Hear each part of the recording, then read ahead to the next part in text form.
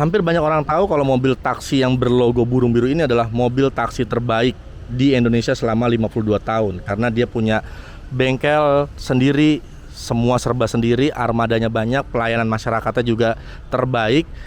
Namun, kalau kalian ingin memiliki mobil ini, sekarang sudah bisa dimiliki di Bluebird. Ini adalah Avanza Transmover dari tahun 2017, 18, dan 19. Di harga 100 jutaan aja. Pajaknya hidup, kalengnya juga panjang. Namanya perusahaan Bluebird, meskipun platnya sudah putih, bisa langsung kalian pakai ya. Nah, mobil ini ber-cc 1300 cc dual VVTi, bensinnya tuh irit banget dan perawatannya murah dan mudah karena Toyota punya. Jadi kalian yang pengen nyari mobil bekas dengan budget terbatas, bisa langsung aja ke Carval Bluebird dari Pulsi Jantung, karena Bluebird lebih dari sekedar transportasi.